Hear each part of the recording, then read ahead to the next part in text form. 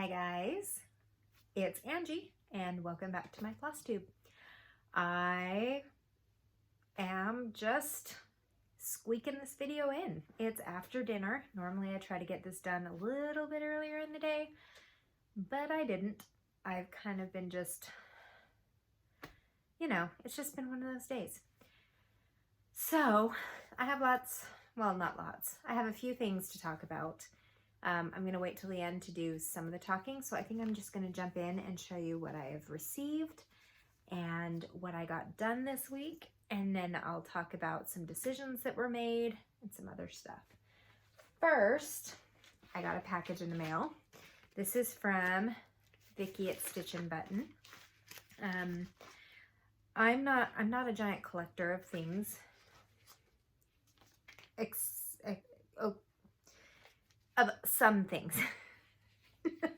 I am a giant collector of, I'm not a giant collector. This and what's over there in my other videos that you've seen, that's pretty much my collection. So I'm not a giant collector. I'd like a bigger collection someday. But you'll notice that a lot of stitchers collect the project bags, and they collect needle minders, and it's like a big thing. I don't. I like needle minders, don't get me wrong. I like them. But I don't know. I don't go crazy buying them, and I still have not yet to buy one project bag.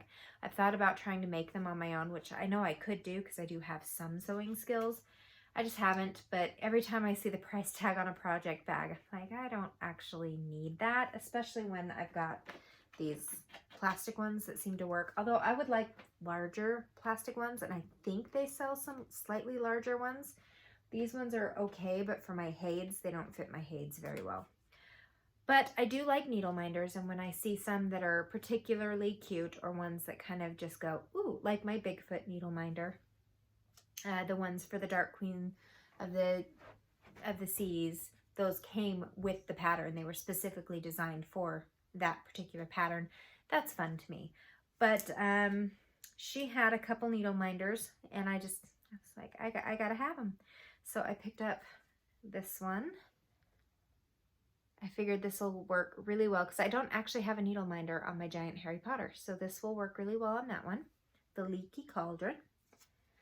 And then this one, because it made me giggle, and if it makes me giggle, then it's worth it, right? I survived the outage of 2020. It's silly, and it's fun, and it will work with anything, and it's me. So that was Vicki at Stitch and Button. She has an Etsy store and a Facebook group. She prefers to do her business over Facebook, so she will post all of her items that she has on Facebook first, and then you just kind of comment on the pictures, and then she contacts you. But you can buy from her Etsy store. I have done that as well. So if I remember to, I will link to her below, both of her places, just so that you will know where to go. And that is all the haul I've got. And so I'm just going to go ahead and get started. I am, as always, not completely prepared, so I will be taking things off cue snaps. But that's mainly just because, like I said, I'm just kind of squeaking it in. I wanted to make sure I got the video done so it can be uploaded by tomorrow. I'm hoping to get a decent amount of stitching done this week, but, Thanksgiving week, I don't know if I will. I am a part of a couple of groups. You know what? Hold on. I'm going to move my camera back just a little bit. Okay. I'm moving it back because I'm going to show you the full project for some of these, and I think I just need more space than what there was. But I'm part of 2 challenge groups now, and so trying to find prompts that fit one challenge group that will also work for the other. I've been trying to do that as much as I can, because while I like being part of 2 challenge groups, I don't like the massive amount of stitching that I'm required to do if I want to. If I can double dip, I will. Why make life harder? So this week I ended up working some more on Stargazer, And I am done with page 1, 2, and 3. So I'm on page 4. So excited. Isn't she pretty? She looks so good. I cannot wait. So I'm gonna work some more on page 4 and then the beading. And I mean, there's a little bit, so up above her are supposed to be a bunch of like twinkly things up above her that I haven't done because most of it's just beads. So I mean, technically I'm not done with the first 2 pages, but as far as stitchy with the threads go, I'm pretty sure I've got all the stitchy stuff done. So one more time. Isn't she pretty? Her dress, everything. She is looking so good. So I focused mainly just in this area here. So, and it's really, I don't know if anybody else has this, where you put something down for a while and then you pick it up again and then you have to figure out where you're at. It's so much easier when you have Pattern Keeper, because Pattern Keeper can kind of show you exactly where you're at. I'm using photocopies of the original pattern so I can like mark them off. But sometimes it's hard because with Pattern Keeper, it will show you the color of the stitch where it's been marked off. Whereas when you're just marking it with a pencil or whatever, you're not sure what color this is specifically. So then when you've got all these blank spots here for the beading, when they match up, it makes me so happy because then I realize I'm doing it right. I'm not screwing up completely. I'm sure there's mistakes in there, but you wouldn't know it. Thank heavens. So I worked on Stargazer. And she's lovely. Lovely as always. And then I did a few stitches on Away We Ride, and this one's actually all prepped and ready to go. So I needed a mammal. Is it a mammal? I might have to rethink that because I don't think it was a mammal. Type of bird. It's like a raven is not a mammal. I used rat in Giant Harry Potter for mammal. I had to do a type of bird that starts with R, so raven. So I got the raven done and then some of the vines down here at the bottom, pumpkin vines. So not a whole lot of work on that, but I mean, little bit. And I'm still loving this pattern so much when I stitch on it. Oh, it's so great. I also worked on Sasquatch. In fact, Sasquatch, I've been working on him for most of yesterday. I needed to do a little bit for an extra credit. No, not even an extra credit. I think it was just an event in Magical Stitches to finish off an event. And then I needed 1,000 stitches for my Connect 4 because he was being used. My Connect 4 was 4 patterns related to books. So Giant Harry Potter, Map of Middle Earth, Magic Study, because if you don't know, there's a book called Magic Study by Maria V. Snyder, which is very good, and it's a 6-book series, so if you ever want to read it. I still have not finished the last book, though, because by the time I get there, I'm just, okay, I'm tired. But the first 3 books, for me, are really, really good. But then this is Sasquatch, and I'm using the book Devolution by Max Brooks, which is about Bigfoot. Sasquatch. So I got 1,000 stitches in him for Connect 4. And then this one I'm going to take out so you can see. I put a ton of work into this one for my husband's gift, and I just whipped myself with a needle. That felt good. Should try it. I have already started the changes that I'm making. So I don't know if I can explain really. I'll put the picture up after I make some explanations, or I'll show you this and then I'll tell you what the differences are, and I'll put the picture up so you can see. But this is the gift for my husband, and I got so much done. I don't even think I can split screen at this point with this one. So I'll put here what it looked like before, and then I'll show you. So I think the last time you saw it, I just had this done. So I've added these and this. All of these words I'm working on. This is the name of the what I'm basing it off of, in case my husband's watching, which he hasn't watched for a while, so at least not that I've seen. That's a pie.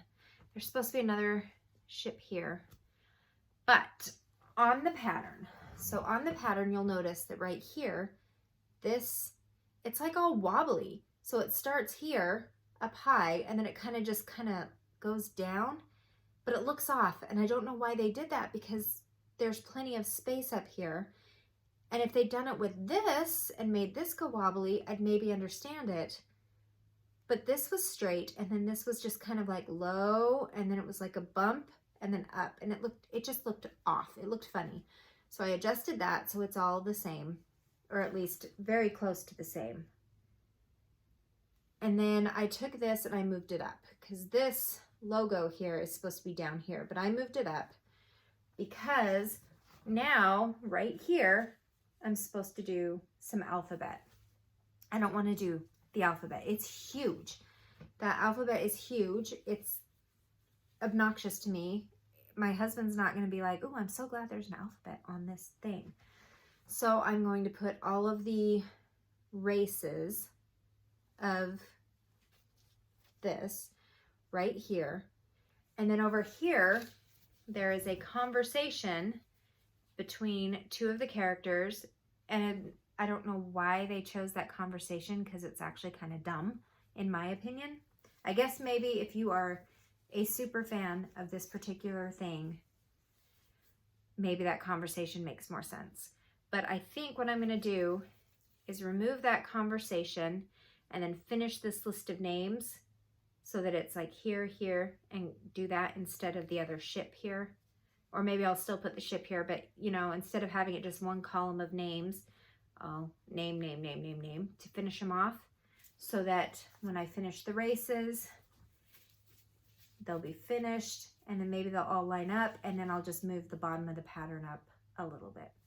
So those are my plans for the changes. We'll see if it works out the way I want it to. Because I don't need the alphabet on there. And I don't need the conversation, and I don't need, you know, I've got this up here. This makes sense, because anytime you'd go and talk to somebody and they were not part of moving the story forward, they would say this. So that makes sense. I even remember that, and it's been years since we've played it. And then this is something else. This title up here is a big deal in the entertainment of it as well. So that stuff makes sense to me. The alphabet. I mean, it's a sampler, so I know why the alphabet's there. I just don't think it needs to be there. So, one more. Got a lot of work done. I'm hoping that in the next 2 weeks I will have this finished. I'm hoping to work on this tonight and tomorrow, because I'm using this as my 5,000 stitches on anything, and I got about 2,500 of those 5,000 stitches done last week. So I only need another 2,500, which I think I can get on this. So that is it. And that, I showed you, I worked on Giant Harry Potter as well, and I worked on Middle Earth as well, but I already showed you those last week because I did those before filming. So while I did work on those last week, you already saw the progress on that, so I'm not going to show you any more progress on that because I haven't touched them since last week. And that's it as far as stitching. And while I wish I could say that I did a lot more, I had time to stitch, but I just didn't do it because so much was going on. When we moved into the house, a few things, there were a lot of things that were broken or damaged or problems with the house that the previous tenants must have just lived with, and they didn't say anything to the landlord. And so, you know, we had a glass top stove that had the corners were all cracked and falling apart. There was a hole in the corner of that stove going straight down into the heating element. It was not a safe thing. And then when one of the burners stopped working, I had to have the landlord replace the whole cooktop because they couldn't fix the burner without pulling the glass top off. And if they pulled the glass top off, all of the cracked pieces would completely fall off, making it even more dangerous. And that was something I had to report when we moved in. I had a certain amount of time to take pictures of any damages I found. And that was thankfully one of the things that I had pictured. So we were not responsible for fixing that because it was broken before we moved in. But this door wouldn't close at all or latch. We had a tub that wouldn't drain. And then when we were doing the walkthrough with the landlord, because I had to do this all sight unseen, I had a real estate agent come and walk through the house with a video camera and show me stuff, but it's not the same as doing a walkthrough on your own. And so there were a lot of problems that were not noticed when we moved in, like the fact that there were soot stains all over our fireplace because, according to the landlord, the last tenants, when they used the fireplace last, the smoke from the fire came into the room. They couldn't get it, and there were soot all over the mantle. I mean, it's like this beautiful white mantle with these dark black underneath it. So he said, well, I'm thinking about replacing it and putting in a wood burning fireplace, but we'll see. And then that was the last I heard about anything. And then he told us that the previous tenants had forgot to change the filter on the heating unit and it broke the unit. So they just had to, within the last year, replace the whole heating unit. So that was brand new, which made me excited because, yay, something's brand new. And we still have electrical outlets all over the house that still don't work. Just things like that. Well, when the temperature dropped drastically this last week, it was like 2 weeks ago, we started waking up and realizing it was really cold in the house. Actually, that started about a month ago because in October we started turning on the heat. But the heat would not heat up the house very quickly and it was getting really frustrating. And then we got our bill for the month and our bill almost more than double what it was all summer using air conditioning. Kind of freaked us out. It was really high, like really crazy. I cannot believe that we use this much electricity. High. And the only difference was turning on our heat. So then we turned our heat off, which didn't matter because it was so warm outside, the house stayed warm. But then last week it got a little bit chilly and the house started dropping and we were at 68 degrees in the house, then 64.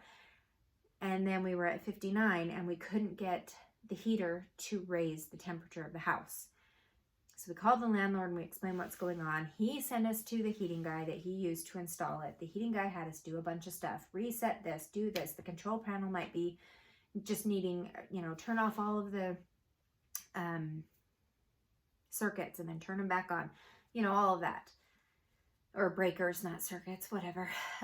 We did all that and none of it worked. So most of last week, we had people coming in and out of the house trying to figure out what was wrong with the heater. Turns out, thank heavens, it was just some wires were wired wrong. So they had to rewire, adjust the wires, and now our house is great and it's warm, and hopefully, we probably won't know until January because while we didn't use the heater very much at all this month, we did have to turn it on a few times and we had to use space heaters, which of course are going to suck electricity because we were freezing. It was very, very cold in this house. And the heating guy was like, I can't be there for a week. I can't get there for at least a week. So we went out and bought space heaters to heat up the house. Our landlord brought over the space heater he had to try to help us heat the house. And then we mentioned, well, it would be great if we could use the fireplace. Hint, hint. So we sent some guy over and I guess there was something missing with the fireplace. I don't know, but they added some parts and now the fireplace works. But I had all these repairmen coming in and out of the house. On top of that, the extra couch that we have had in our house since the 1st of October, because they delivered 2 couches and a recliner instead of a couch, a love seat, and a recliner. Well, they finally delivered the love seat, but then they didn't take the couch back. So I have been trying to get them to take the couch back for, a month and a half now. They finally came, picked up the couch. So that's gone, thank heavens. And then the day after they picked up the couch, our temporary storage unit stuff arrived. When we moved to Texas, we had to live on base because of my husband's position. And so the furniture that we had coming from our house in Alaska didn't fit in our house in Texas because the house in Texas was smaller. And so because we didn't have a choice, we got a storage unit. And so certain items of our house, extra beds, extra like weather gear, things like that, all went into storage. So all of that stuff just got delivered to our house. So now we have everything that we own in this house, and we have no space to put any of it. We have 2 bed frames in the basement, a mattress, a kitchen island, which sounds weird, but it's a portable kitchen island that we bought when we lived in Germany that we absolutely love. And we have a dining table. And it's a dining table that we were given when we got married, and it's a really, really nice dining table. It's a really nice one, so it's not one that we wanted to get rid of. We got it when we got married. It's solid. It's a good dining table. So now we have to figure out where all of this stuff is going. One of the bed frames we're going to take to Goodwill along with a bunch of other stuff because now we're trying to find space for everything.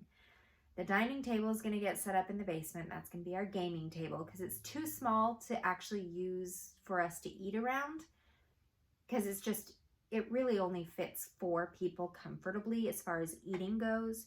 But for gaming, if we're playing board games or whatnot, we can squeeze 6 people. Okay, sorry about that. My tripod is broken. And yeah, so it fell off. But that was fun. But what I was saying, I don't even remember what I was saying. Probably just that we just have too much stuff. But this dining table that is too small for a dining table that we love because it's ours, I'm going to actually refurbish it because for a while there it was my crafting table. So it's got paint splatters and stuff all over it. So that is something I'm going to be working on this next week, is sanding it down and restaining the top so it'll be a good gaming table for us to use. We're going to be getting rid of one of the bed frames, one of the other bed frames my daughter's going to paint and use in her room. On top of that, I've made, I mean, it's not a huge decision, but it's a big decision for me. So have you ever, I don't know, have any of you ever been like, I am not going to do this, or I am not going to do that, and then you change your mind? I changed my mind a lot. It reminds me when I was in beauty school, oh, so many years ago, one of the girls in my class, she came in and she had that hair that was like down to her butt. It was so long. And she came in and she loved her hair. She loved her hair. And everybody said, don't get used to your hair. You're going to chop it off. And she said, I will never cut my hair. I will never. But then she learns about cosmetology. She learns about haircuts, hairstyles, hair coloring, all of this. She starts doing all those things, and all of a sudden you are brought into this gigantic world that you didn't know before you jumped in. And all of a sudden her hair started getting shorter and shorter until she had the coolest little pixie cut ever. So this girl with butt long hair ended up with a pixie cut. And I say this example as, you know, I will never, I don't want lots of whips. I don't want this. I don't want that. And then I jump in and I start getting used to this world and I start figuring things out more. And I realize that I'm saying I'm not going to do that before I really understand what I'm talking about. So I went through, after cleaning out all of my whips, which I had told you I'd done, and gotten rid of a few projects. And right now, currently, I have 25 works in progress. And then I have several other patterns on top of that that I want to start, but I have not started. And I haven't started them because I've been too afraid to have too many projects going at once. And the only reason why I have 25 going is because, as you remember, on the 24 hours of cross stitch, I went through and I think I started like 6 new projects just so that I would have the 200 stitches in them. Even though I'm like, I don't really want to stitch this right now. Maybe I'll want to stitch it next year for no new starts, so I have to get the 200 stitches in. So I was frantically trying to start these projects, and then Raven Queen came, and I was, oh, I'm gonna have to start Raven Queen, and I started getting a little bit overwhelmed because here I'm already in well above what I originally felt comfortable with, And while I'm not uncomfortable with it, I am just a little bit overwhelmed by the amount of whips I had, even though I said, I don't want that many. And then, so that's when I realized, you know what? I don't actually really want to do no new starts. I think no new starts is a fantastic idea for people who have so many already going. If you have 30 projects you're working on and there's 4 or 5 in there that you never really touch because you're always starting something new, well, no new starts is great. But I don't want to end up with 30 or 40 plus projects just so I have the stuff for no new starts. Does that make sense? And that's exactly what I've been doing. Even though it's not what I wanted to do, I've been doing it because I'm getting pulled along in all the hype and the excitement. And I realized I really don't want to do that. I don't want to have this pile of projects. Now, I'm glad I have what I have started, because now I have these things that I'll be able to work on. So I'm not angry by any means about it. But then I also started thinking, well, I don't have any Christmas whips, and I don't have any Easter whips, and I don't have any 4th of July whips, and I don't have... Do I need to start going out and shopping and buying all these things so that when Christmas comes, I will start this and do it? And then, it's too much stress, and it's too much. It's too much. No new starts is not a good idea for me this next year. So I pulled myself out of the group completely so that I wouldn't just keep reminding myself and feeling like, oh no, I should have done that. I should have joined in. And I feel so free. I feel so much better. Plus, Magical Stitches is changing the way they do things. Each year they change it up a little bit. So the year I found out about Magical Stitches, they were in the middle of Harry Potter, but I found out about it, I think, in December. And so while I joined the group, I didn't join into any of the things they were doing because it was almost over anyway, and I didn't know what I was doing. So then they did kind of an easier year. It wasn't a competition year. And so it's just been doing homework and extra projects and stuff like that, but nothing, you're not winning anything. It's just different.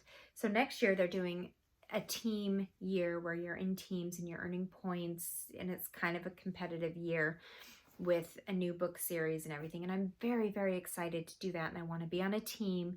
And I feel like if I am limited by not being able to start anything new and something comes up for the team that I really want to do, I'm going to feel like I'm failing if I start something, because I know me, and that is what I do. If I start something and then I don't finish, like if I commit to something and I don't finish, I start to feel like I'm failing and I'm letting other people down, and it's a big deal for me. So no new starts is gone, and I feel so much better already. A lot. Plus, I need to do, oh my gosh, this hair. I'm telling you, people, I need a haircut, but I don't want to go to a salon, especially now that numbers are rising again. Ugh. And you know, I know how to cut hair, but not on myself. I know how to cut hair on myself, but not well on myself. But this quarantine crap, I've gained so much weight. It's not even funny. I need to take care of that, and I need time to take care of that. And oh my gosh, it's sad. So, you know, life. But I don't know how much I'm going to do this week because Thanksgiving. But I have a couple days, and I mean, we're going to be doing yard work and rearranging furniture and stuff, and it's going to be fun family time. So next week I will have a video, hopefully, but I may not. I might wait and film in 2 weeks just to give myself some time to actually have something more than one project to show off. But well, I mean, I know I'm not going to film anything more before Thanksgiving. So for all of my American friends, happy Thanksgiving. I hope that you are able to have a fun day. No matter what you choose to do with your holiday, I hope it's fun, and I hope it's safe, and I hope that your families and you can enjoy it and just have a wonderful, wonderful week. And I will do the same. And so I'm going to sign off here and say happy Thanksgiving, happy stitching, and I will talk to you guys again in probably 2 weeks. So we'll see you later.